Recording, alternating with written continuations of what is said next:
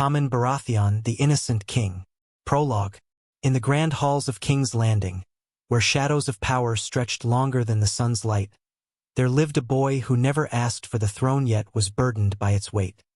His name was Tommen Baratheon, though the blood of Lannisters flowed stronger in his veins than that of the storm-born stag. He was not forged for war like his so-called father Robert, nor for schemes like his grandfather Tywin, nor even for cruelty like his brother Joffrey. He was gentle, too gentle for the Iron Throne, whose sharp edges cut the soul of anyone who sat upon it. Childhood of a pawn. Tommen grew up in the Red Keep, surrounded by luxury, yet imprisoned by the expectations of his family. Unlike Joffrey, who delighted in torment, Tommen loved kittens, books, and the simple joy of being near his mother, Cersei. He was not blind to the cruelty of the world, but he could not bring himself to embrace it. His innocence made him an object of scorn in the venomous court, a place where kindness was seen as weakness. From the beginning, Tommen was not raised to rule. He was a spare, a shadow behind Joffrey, someone who was expected to follow, not to lead. Yet fate, in its merciless way, chose him for the crown when his brother's reign ended in poison and blood. The boy king. When Joffrey's corpse turned purple at his wedding feast, Tommen was pushed forward as the next ruler. He was crowned in the September of Baelor, his small frame swallowed by the weight of golden robes, the Iron Throne looming behind him like a beast ready to devour. He was young, impressionable, and far too eager to please those around him. Unlike Joffrey, who ruled with cruelty, Tommen sought peace. He wanted harmony, not endless bloodshed.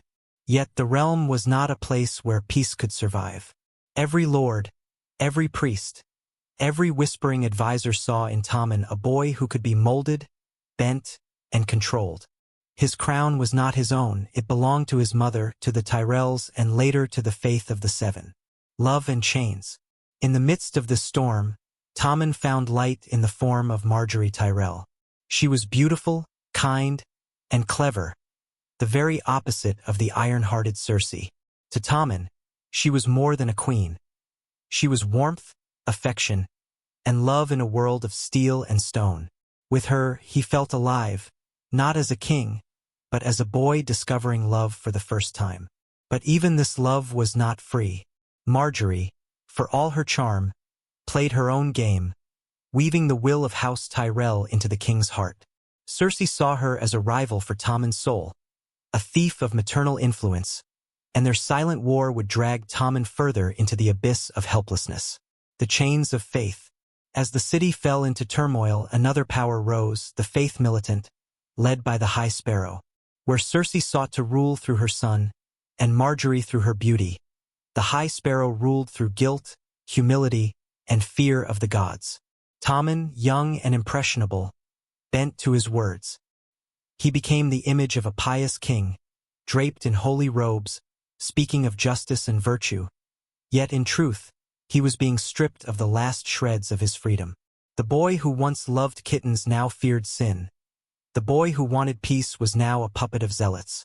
His crown weighed heavier than ever, though it was never truly his. The fall of the innocent.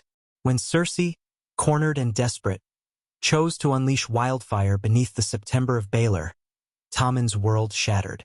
In a single green flame, his wife, his faith, his friends, and his fragile purpose were consumed. From the windows of the Red Keep, he watched the destruction, the pillar of smoke rising where his heart once belonged. That day, Tommen did not scream, did not rage, did not even cry. He simply walked, silent and broken, to his chamber. Removing his crown, the symbol of his burdens, the cruel joke of his fate, he placed it gently aside.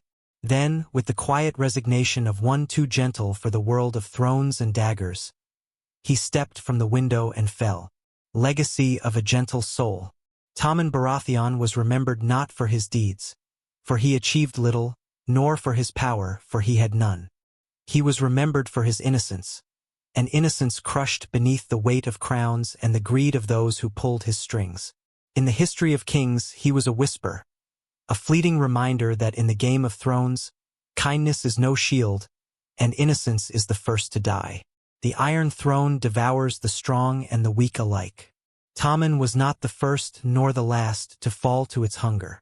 But unlike others, his fall was not born of ambition or cruelty. It was the quiet tragedy of a boy who wanted nothing more than love and peace, and found only despair.